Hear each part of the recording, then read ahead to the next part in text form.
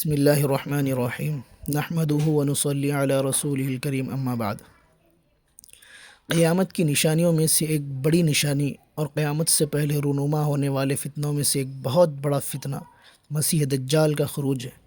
لفظ مسیح عیسیٰ علیہ السلام کے لیے بھی بولا جاتا ہے اور دجال کو بھی مسیح کہا جاتا ہے، لیکن اس لفظ کا استعمال حضرت عیسیٰ علیہ السلام کے ساتھ ہو تو اس کے معنی مسیحا کے ہوں گے، اور جب لفظ مسیح دجال کے ساتھ استعمال ہوگا تو اس کے معنی ممسوح ملا ہوا کے ہوں گے۔ اس کی ایک آنکھ بالکل صاف اور ہموار ہوگی، لہذا اسی مناسبت سے اسے مسیح کہا جائے گا۔ دجال کے معنی عربی زبان میں دجال دھوکے باز، ملمہ ساز اور فریب ساز کو کہا جاتا ہے، چونکہ دجال حق و باطل کو خلط ملط کر کے لوگوں کو دھوکہ دے گا، لوگوں کے ایمان کو اشتباہ میں ڈال دے گا، اس لیے اس کو دجال کہا جائے گا۔ دجال کا حلیہ: دجال جوان ہوگا، اس کے بال مڑے ہوئے ہوں گے اور قطن کے بیٹے عبدالعزیٰ کے مشابہ ہوگا۔ عبدالعزیٰ قبیلہ خزاعہ کا ایک مشرک شخص تھا جس کی شکل و صورت سے صحابہ واقف تھے، اسی لیے آپ صلی اللہ علیہ وسلم نے اس کی مثال سے صحابہ کو سمجھایا ہے۔ مسیح دجال داہنی آنکھ سے کانا ہوگا، گویا اس کی ایک آنکھ پھولا ہوا انگور کا دانہ ہے۔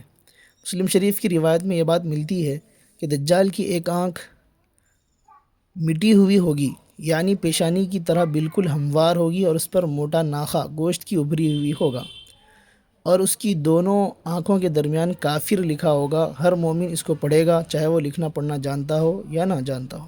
الحاصل، دجال کی ایک آنکھ بالکل صاف اور ہموار ہوگی اور ایک دوسری آنکھ انگور کے دانے کی طرح پھولی ہوئی ہوگی۔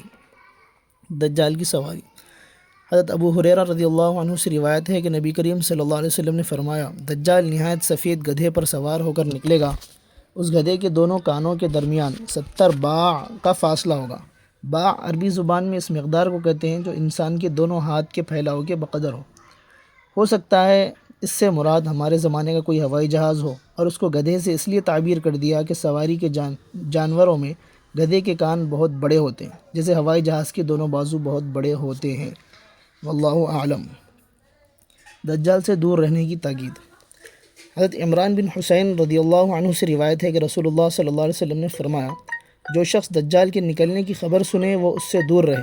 خدا پاک کی قسم، ایک مرد دجال کے پاس آئے گا اور اس کا گمان ہوگا کہ وہ مومن ہے، لیکن اشتباہ میں ڈالنے والی جن چیزوں کے ساتھ اس کو بھیجا جائے گا اس کی وجہ سے وہ اس کا تابع اور فرما بردار ہو جائے گا۔ اس حدیث کو امام ابو داؤد نے روایت کیا ہے۔ دجال کے تابع دار: حضرت انس رضی اللہ عنہ سے روایت ہے کہ رسول اللہ صلی اللہ علیہ وسلم نے فرمایا، اصفہان کے 70,000 یہودی دجال کی پیروی کریں گے، اس کی اتباع کریں گے، ان کے جسموں پر سبز رنگ کی چادریں ہوں گی۔ اس حدیث کو امام مسلم نے روایت کیا ہے۔